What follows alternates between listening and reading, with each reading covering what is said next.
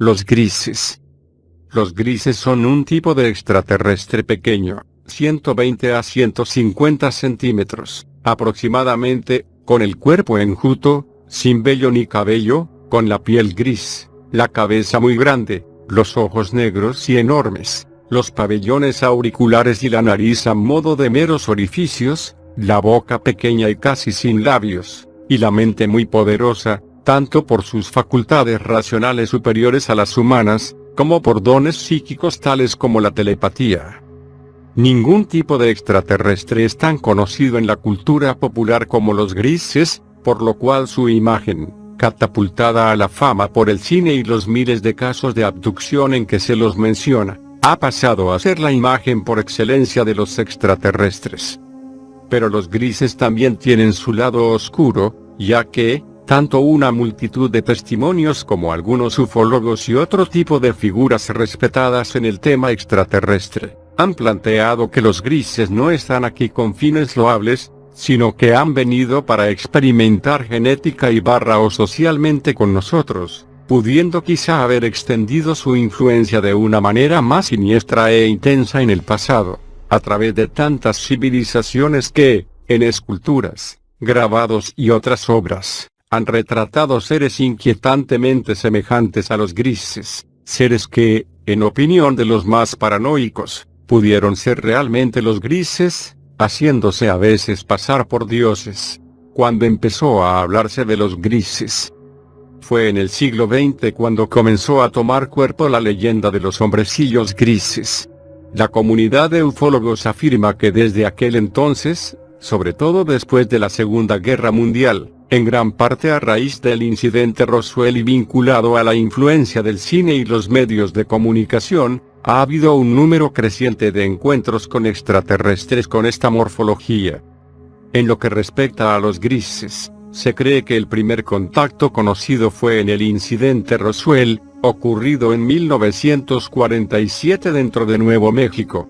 Así, junto a los restos del supuesto platillo habrían quedado restos de grises muertos, de allí el famoso vídeo de la autopsia, pero otros grises habrían sobrevivido, siendo encerrados en instalaciones secretas. Sin embargo, la postura del gobierno norteamericano fue que cayó un globo espía diseñado para detectar emisiones de pruebas nucleares soviéticas, y no una nave extraterrestre. Posteriormente al incidente, casi ciertas características, constituyó un elemento importante en el incremento de la fiebre popular en torno a las abducciones. El caso tuvo lugar en New Hampshire, un 19 de septiembre de 1961. Muy resumidamente, Betty y Barney viajaban de noche cuando de pronto vieron una luz blanca y resplandeciente que descendía, y entonces Barney se bajó y miró con sus binoculares, pudiendo divisar unas siluetas dentro de una nave. Aterrorizado al percibir que los extraños seres querían capturarlos, Barney regresó al coche e intentó escapar, pero posteriormente escucharon un zumbido y Barney se detuvo en una pista forestal. Entonces, al bajar, vio una extraña barrera y gente en la carretera, pero, cuando esa gente se acercó, constató que no eran humanos, eran los grises, los mismos seres que anteriormente vio con los binoculares. En ese momento Betty y Barney perdieron la memoria. ¿Por qué realizan abducciones? Pasaron años varios en los que su experiencia fue puesta en tela de juicio, pero finalmente el prestigioso Dr. Benjamin Simon, psiquiatra y neurólogo experto en terapia hipnótica, aceptó tratarlos. Ellos, además de superar el trauma, querían recuperar la memoria de lo sucedido, y, tras un largo periodo de escéptica indagación, concluyó lo siguiente: ni la señora ni el señor Hill son enfermos mentales. Ambos, tanto bajo hipnosis como conscientes, han dicho lo que realmente creen que ha ocurrido. Pero, ¿ha ocurrido? ¿Es cierto lo que cuentan? Imposible saberlo, aunque pienso que puede haber cierta base inicial de realidad. Así, las palabras de Simon dejan entrever que, si bien no se puede afirmar a ciencia cierta la realidad de la abducción sufrida por los Hill, esta presenta la particularidad de que tampoco puede ser desmentida como sucedió con tantos otros casos posteriores. Los grises vienen supuestamente de Zeta Reticuli. O al menos eso se podría pensar al comparar los dibujos de Betty y Barney, que detallaron un mapa de estrellas que supuestamente les mostraron los alienígenas que les secuestraron, los reticulianos. A los grises también se les conoce como reticulianos porque, en una de las sesiones con el Dr. Benjamin Simon, Betty dibujó un mapa astronómico, supuestamente dado por el líder extraterrestre de la nave, que, según las exhaustivas investigaciones, probó con miles de puntos estelares, basándose en el catálogo estelar de Gliese, de la astrónoma aficionada, sin título, Marjorie Fish. Solo podría presentar coincidencias con el sistema estelar binario de Zeta Reticuli, del cual supuestamente provendrían los grises. Ahora bien, finalmente las interpretaciones de Fish fueron a parar a la popular revista Astronomy, y entonces se suscitó el debate entre los profesionales. Por ejemplo, por una parte Carl Sagan y Stephen Sater decían que el mapa interpretativo de Fish era prácticamente una alineación al azar de puntos aleatorios, pero, entre las opiniones del bando opuesto, destacaba la del Dr. David Saunders, ya que este era estadístico de profesión y además tenía amplios conocimientos de astronomía y había participado en estudios sobre ovnis. Así, desde una perspectiva matemática aplicada a la astronomía, Saunders afirmaba que la alineación, tomando en cuenta los criterios bajo los cuales se efectuó, de Fish era estadísticamente improbable de ser un producto del azar o la casualidad. De ese modo el debate persistió por mucho tiempo, con argumentos de uno y otro bando, aunque, en 1993, los investigadores alemanes Joachim Koch y Hans Jürgen propusieron la innovadora teoría de que el mapa no mostraba un sistema estelar distinto sino nuestro propio sistema solar, tal y como se desprendía de las alineaciones que hicieron, tomando en cuenta a varios asteroides que, a la fecha del incidente, circulaban en el sistema solar. Las experiencias de la gente con los grises. No hay registros oficiales de encuentros con extraterrestres o abducciones, pero el Centro Nacional de Información de Objetos Volantes No Identificados dice que Washington mantiene un registro no oficial en cuyas estadísticas se observa que a principios del siglo XX el número de avistamientos reportados era de unos pocos al año, mientras que a mediados de siglo fue de decenas y, a principios del presente siglo XXI, de miles. Las terapias de hipnosis y regresión han ratificado que, las miles de experiencias reportadas de encuentros con extraterrestres, presentan demasiados patrones en común como para desechar la existencia de algo real detrás de las mismas. En general, primero aparece como salida de la nada una luz grande, azul, ámbar, blanca, etc., luego la luz desciende y las criaturas rodean a la persona, poniéndola en una especie de incómodo estado comatoso.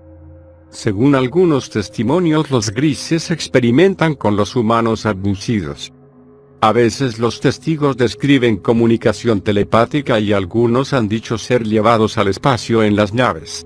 Las naves están llenas de luz, y hay quienes viven la abducción como un momento poético, irreal e incluso paradisíaco. Aunque muchos otros cuentan que sufren exámenes médicos extremadamente dolorosos. El hipnotizador de Red Sims estuvo estudiando el fenómeno de las abducciones durante 30 años, a través de terapias hipnóticas que intentan recuperar los recuerdos de las víctimas. Un caso impactante fue el de la paciente Donna Lee, quien lidera la Houston UFO Network y, entre sus varias interacciones con los grises, cuenta que estaba embarazada de 8 semanas y un día, sin signos de sangrado o indicios similares, se despierta sin el feto. Naturalmente aquello nos conduce a pensar en los supuestos programas de hibridación, lo cual constata Donna Lee cuando relata una de sus experiencias dentro de una habitación iluminada. Metieron a una joven en la habitación y la dejaron conmigo. Era un híbrido, lo que nosotros consideraríamos un híbrido, aunque se parecía mucho a mí. Tenía el pelo en muy mal estado, pero se parecía a mí. Tenía casi la misma edad que habría tenido mi hija en ese momento. Se sentó allí. Cuando me dejaron con ella y me miró, me di cuenta de que la conocía. Fue muy triste, me sobrevino una enorme tristeza, y seguí recordando aquella sensación durante mucho tiempo. Reflejo del pomo de una puerta que parece la cara de un alienígena. Un claro ejemplo de falsa interpretación o pareidolia que puede crear un falso recuerdo, lo que piensan los escépticos. En general, los escépticos pregonan la hipótesis de que la gente mimetiza y repite historias que se han contado por años, y que esa sugestión suele plasmarse en complejos episodios alucinatorios, dentro de los cuales la alucinación no es solo visual sino también auditiva e incluso táctil y olfativa, por lo que parece tan real para el sujeto que, en las pruebas para detectar si se está mintiendo, como el polígrafo, este parece decir la verdad puesto que está firmemente convencido del carácter real de su experiencia. Falsos recuerdos y alucinaciones. Los escépticos afirman que, bajo hipnosis, los sujetos son más sugestionables. Dice al respecto el profesor de Harvard, Richard J. Nally: bajo hipnosis la gente genera imágenes, suele confundirlas con recuerdos de cosas que han ocurrido.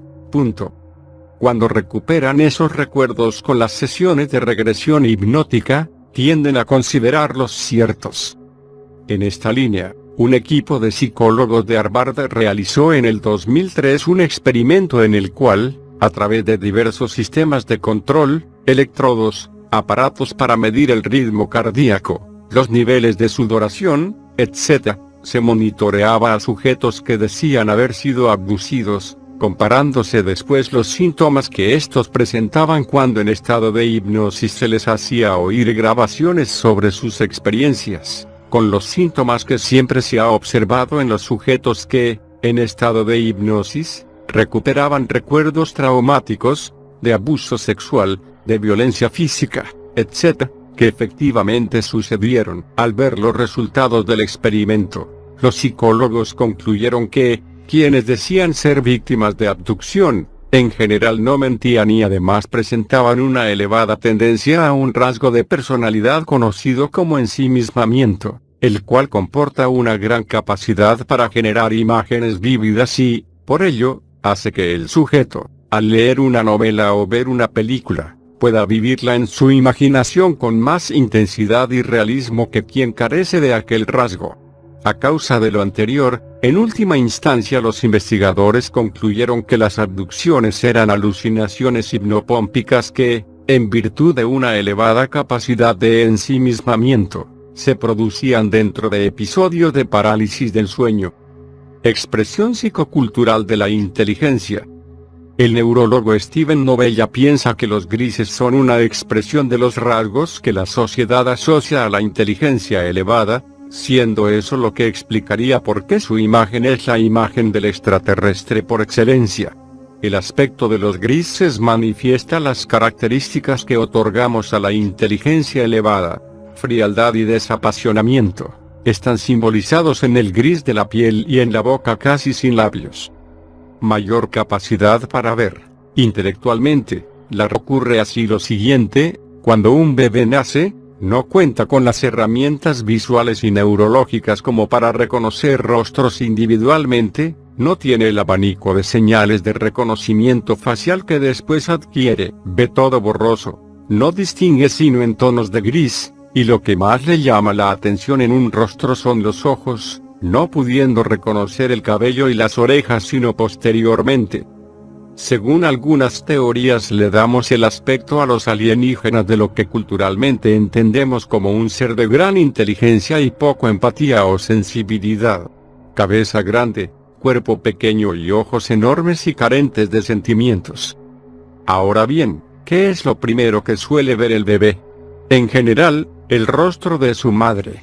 Y como ve el rostro de su madre, lo ve grisáceo, con los ojos destacando sobre los demás rasgos, con las orejas y el cabello prácticamente ausentes por estar casi imperceptibles, y con la boca casi irreconocible.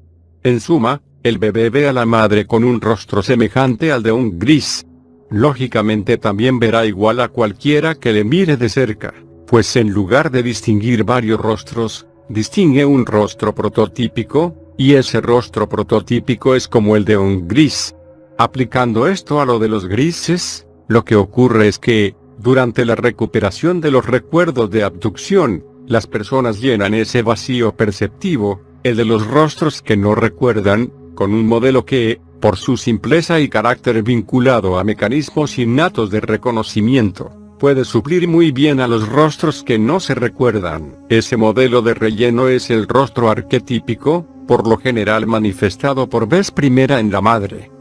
Según la teoría de Frederick V. Malmström, lo primero que vemos al nacer es un rostro en blanco y negro y muy borroso en el que solo distinguimos boca y ojos, la cara de nuestra madre. Por otra parte, la teoría anterior puede complementarse con el planteamiento de Steven Novella, ya que, si además ese rostro arquetípico de relleno manifiesta simbólicamente las características de una inteligencia superior como la que atribuimos a los grises, la mente racional no se verá propensa a bloquear el uso subconsciente que durante el trance hipnótico se haga de dicho rostro arquetípico. Finalmente podemos pensar que, además de aplicar un rostro conocido al rostro arquetípico en la recuperación de recuerdos de la abducción, se da una extrapolación de lo que para el gran psicoanalista Otto Rank es el trauma psicológico más importante en la vida de todo individuo, el nacimiento. Y es que, según señalan los psicólogos, el nacimiento es una experiencia que siempre viene marcada por la angustia y, en cierta forma, es una experiencia cercana a la muerte. Por eso, no es para nada descabellado suponer que los doctores grises podrían ser una extrapolación del recuerdo de los doctores humanos y, las experimentaciones sexuales que sobre todo dicen sufrir las mujeres abducidas, una extrapolación de las intervenciones ginecológicas que se dan en la madre y que el sujeto, antes de salir del vientre, vive hasta cierto punto como propias en virtud de una fusión física, estar en la placenta, conectado por el cordón umbilical, que en gran medida es experimentada como fusión del ser propio con el ser de la madre. Ahora, y en cuanto a por qué ese tipo de recuerdos, de sufrir experimentos sexuales, se da más en mujeres que en hombres, la respuesta estaría en que, por la similitud de sexo con la progenitora, en las mujeres es psicológicamente más factible que, sobre la base de esa experiencia de fusión previa al nacimiento, se extrapolen, pasando por un proceso de distorsión, al presente y se hagan, inconscientemente, propios esos recuerdos de la experiencia de intervención ginecológica operada en la madre pero vivida también por el bebé. El proyecto Libro Azul. En 1969, la Fuerza Aérea de Estados Unidos, USAF, publicó los resultados de un estudio que llevaba más de una década y en el cual se habían analizado más de 12.000 informes de ovnis. Se trataba del llamado Proyecto Libro Azul, y las estadísticas del mismo mostraban que tan solo un 6% de los casos eran inexplicables, en tanto que los demás eran el producto de percepciones producidas por psicopatologías o por simples episodios alucinatorios, interpretaciones erradas de fenómenos naturales o de aparatos convencionales, o bien meros fraudes. Por ello se concluyó que los ovnis, el término OVNI empezó a usarse gracias al proyecto, no constituían una amenaza para el país y que los avistamientos habían sido el producto de una leve forma de histeria colectiva. Sin embargo, ese pequeño 6% de casos inexplicables bastó para mermar considerablemente el gran escepticismo que el astrónomo J. Allen Hynek, consultor científico del proyecto, tenía al inicio de las investigaciones. Ante el proyecto Libro Azul, los ufólogos reaccionaron con suspicacia afirmando que aquel constituía, al menos hasta cierto punto, el afán por cubrir un asunto de proporciones cósmicas que el gobierno de USA, en vistas a evitar el trastorno de los sistemas sociales y religiosos que conllevaría el pánico colectivo, había expresado desde el incidente Roswell. Consecuentemente, los ufólogos decían que era ese afán de ocultamiento lo que llevaba a los militares a ignorar o restar importancia a este 6% de casos inexplicables, entre los cuales destacaba el de la base aérea de Olloman, Nuevo México, lugar donde en 1964 un OVNI supuestamente aterrizó y los extraterrestres, descritos como hombrecillos grises, se presentaron ante el personal militar. Fue este el encuentro que sirvió de base al filme Encuentros en la tercera fase de Steven Spielberg. Aunque el caso tuvo un lado siniestro, ya que uno de los pilotos que estuvo presente fue a la ciudad y empezó a contar lo sucedido con gran angustia. Poco después desapareció, lo mataron por hablar, y no se volvió a saber de él. Un estudio de la Fuerza Aérea de Estados Unidos determinó que solo un 6% de los avistamientos de ovnis eran inexplicables, el resto eran falsas interpretaciones, aeronaves convencionales o fraudes. ¿Pero acaso un 6% sin explicación no es una cifra relativamente alta que investigar? El Majestic 12 y los grises. Se cree que el Majestic 12 era un proyecto secreto para ocultar a la gente un gran número de incidentes con ovnis, que frecuentemente implicaban presencia de restos de extraterrestres e incluso de extraterrestres vivos, los cuales habrían sido retenidos, temporal o permanentemente, por los militares estadounidenses. El problema es que el FBI afirma que los documentos del Majestic 12 son falsos, e incluso la opinión de los ufólogos está dividida.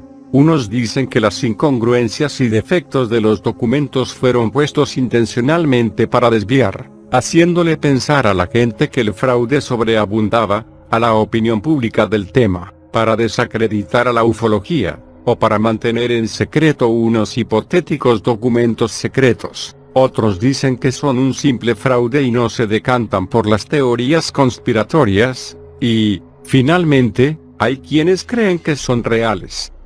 En cuanto a su importancia específica con respecto a los grises, esta radica en el hecho de que en los documentos del Majestic 12 se reconocía la existencia de un tipo de EVEs, entidades biológicas extraterrestres, llamados, por sus características, hombrecillos grises. ¿Pudieron ser los grises los dioses en antiguas civilizaciones como la Sumeria? ¿Desde cuándo nos visitan? Petroglifos, pinturas rupestres y obras de arte prehistóricas muestran figuras fácilmente interpretables como los grises. En efecto, esta clase de representaciones se han podido hallar en distintas civilizaciones, tales como los indios Hopi, los mayas, o los aztecas. Un ejemplo impresionante es el de Sumeria, donde se han hallado objetos de aproximadamente 6.000 años de antigüedad, entre los cuales hay esculturas que muestran seres que, si bien según los intérpretes representan a los criados o sirvientes de los dioses, tienen una apariencia con cuerpos muy el feto y usarlo en sus programas de hibridación, conservando a dichos fetos, hasta que alcanzan la madurez, dentro de tanques con un fluido especial. ¿Estarían los grises tratando de crear un híbrido entre su especie y la nuestra? Pero la anterior teoría deja de lado todos los casos de hombres que afirman haber sido víctimas de experimentos de reproducción por parte de los grises. Por eso son preferibles las teorías en las cuales los grises hacen uso tanto de hombres como de mujeres, aunque la finalidad de ese uso varía. Continuidad de sus genes. Esta variante dice que los grises tienen problemas para reproducirse, ya sea por tener el ADN dañado o por carecer de genitales. Quienes afirman que tienen el ADN dañado, creen que se debe a guerras nucleares que sufrieron en su mundo de origen, por lo que los actuales grises son los que sobrevivieron, siguen vivos por lo avanzado de su medicina, y, a través de los humanos, intentan crear una raza híbrida en la cual perpetuar sus genes, o encontrar una respuesta genética para solucionar su problema. Por su parte, los que dicen que los grises carecen de genitales, afirman que ello se debe a que son una raza artificialmente creada por los Anunnaki, siendo así duplicados solo cuánticos que carecen de medios de reproducción genitales, porque fueron diseñados para la servidumbre, por lo que buscan, a través de sus experimentos con humanos, crear una mutación genética idónea para iniciar su raza sucesora. La raza perfecta. Otros piensan que, más que intentar perpetuarse en una raza híbrida, los grises intentan crear la raza ideal que combine lo mejor de ellos y de los humanos. Así, en esta hipótesis se contemplan no solo los casos en que los grises extraen óvulos o semen, sino aquellos, poco frecuentes, en que supuestamente violan mujeres. Estos casos son incompatibles con la visión de los grises como carentes de genitales. Algunos ufólogos afirman que los grises mantienen contactos con el gobierno. Las supuestas razones de su ocultamiento. Algunas de las hipótesis planteadas son: tienen convenios con los gobiernos. En general, en esta línea de pensamiento se cree que aproximadamente durante la Segunda Guerra Mundial, otros dicen que siglos atrás, los convenios comenzaron, siendo los nazis un ejemplo, ya que supuestamente los grises les habrían dado tecnología militar avanzada como la que posiblemente usaron para crear el primer jet de combate. Consecuentemente, estos teóricos dicen que los gobiernos de USA y de otras potencias tienen acuerdos con los grises, en los cuales, a cambio de no mostrarse, dan autorización a los grises para experimentar libremente con los humanos y tomar ciertos recursos. No obstante, se plantean grandes objeciones a estas teorías. ¿Por qué, teniendo la tecnología como para experimentar sin pedir permiso, los grises procuran la autorización de los gobiernos? ¿Por qué, si se supone que se ocultan como pago a los permisos, los avistamientos de ovnis y las abducciones han reportado un brutal y aún vigente aumento estadístico desde mediados del siglo XX? Nos están estudiando. Esto explicaría por qué se ocultan, pero aún así hay avistamientos. En efecto, tratan de aparecer lo menos posible porque desean observarnos en condiciones naturales, pero, a su vez en cuando son vistos porque, o bien cometieron descuidos de camuflaje, o bien se vieron forzados a aparecer, tal y como se da en las abducciones. Somos su gran experimento social. Esta hipótesis es muy fantasiosa, pero, entre las explicaciones imaginativas, es quizá la más atractiva. Su planteamiento es que, desde tiempos antiguos, los extraterrestres, los grises sobre todo únicamente, han influenciado sutilmente a la civilización humana, en el pasado, haciéndose pasar por dioses y contribuyendo a la creación de civilizaciones relativamente avanzadas como la maya o la egipcia, en el presente, entregando tecnología a los gobiernos poderosos a cambio de un silencio cuya utilidad radica en seguirles dando la posibilidad de observar cómo la humanidad actúa de forma natural ante esos pequeños aportes que ellos nos dan. Debido a esa supuesta influencia, vemos que en antiguas civilizaciones hay grabados, esculturas y otros elementos que podrían interpretarse como referencias a los extraterrestres, sobre todo a los grises. Ejemplos serían, los egipcios que se deformaban las cabezas, supuestamente para honrar a sus líderes extraterrestres, ciertas esculturas mesopotámicas, mencionadas arriba, mayas y aztecas, o, inclusive, el propio Yahvé del campamento hebreo, ya que éste aparecía como nube ovalada y brillante. Por último, aquí las abducciones se explicarían como experimentos genéticos paralelos, aunque también podrían comportar una dimensión de experimentación social que en parte, al igual que el incremento de apariciones ovnis, podría estribar en ver cómo reaccionamos ante apariciones suyas que, a la par que manifiestan su existencia, nunca tienen la suficiente contundencia como para dejarnos estar seguros de la misma. Bueno amigos, este fue el segundo capítulo de la serie sobre razas alienígenas que visitan nuestro planeta. Si te gustaría que profundizara más sobre alguna característica de estos seres, no dudes en dejar tu comentario de sugerencia. Regálame un like y suscríbete al canal para recibir avisos sobre los próximos videos de esta serie. Los saluda el uruguayo clandestino.